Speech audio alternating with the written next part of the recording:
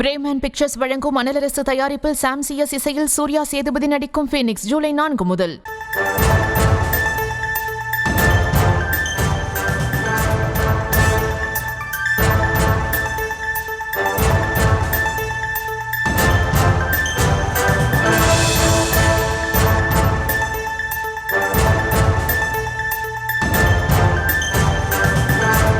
சேலம் அடிமலைப்புதூர் பகுதியில் விளைநிலங்களை சுரண்டி செம்மண் திருடிய கும்பல் தொடர்பான நேரலை நேற்று ஒளிபரப்பு செய்யப்பட்ட நிலையில் நேரலையின் போது செய்தியாளர் தாக்கப்பட்டிருந்தார். இதுகுறித்து காவல்துறையில் புகார் அளிக்கப்பட்டு காவல்துறை விசாரணையானது நடைபெற்று வரக்கூடிய நிலையில் மணல் திருடர்கள் தொடர்ந்து தலைமறைவு என்ற அண்மை தகவலை பார்த்து கொண்டிருக்கிறோம். விவரங்களை முடிய செய்தியாளர் வினோத் வழங்க நாம் கேட்கலாம். வினோத், காவல்துறையுடைய விசாரணை தற்போது எந்த அளவுக்கு இருக்கு?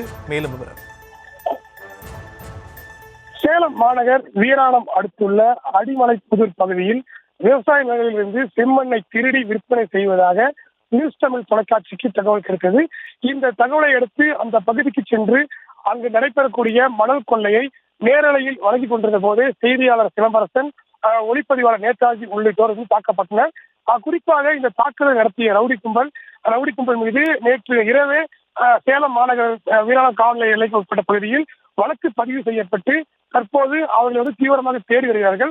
ஆனால் நேற்று செய்தியாளர் தாக்கிய கும்பல் இன்று வரை தலைமறைவாகவே இருந்து வருகிறார்கள். இது மட்டுமல்லாமல் அந்த மணல் கொள்ளையானது நடைபெற்ற பகுதியில் தற்போது போலீஸ் அதிகாரிகள் நேரில் சென்று விசாரணை நடத்திவிட்டு சென்றிருக்கிறார்கள். இது ஒரு புறம் இருந்தாலும் கூட செய்தியாளர்களை தாக்கிய அந்த கும்பல் தற்போது வரை தலைமறைவாக உள்ளது. இருந்தபோதும் இந்த வழக்கு விசாரணையானது தொடர்ந்து நடைபெற்று வருவதாக சேலம் மாநகர காவல்துறை சார்பில் தெரிவிக்கப்பட்டிருக்கிறது. ஏற்கனவே சேலம் மாநகர காவல் ஆணையாளர் தலைமையில் சிறப்பு விசாரணை குழுவும் அமைக்கப்பட்டிருந்தது.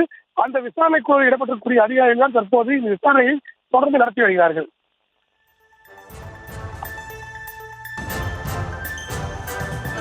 தற்போதைய விவரங்களுக்கு நன்றி வினோத்.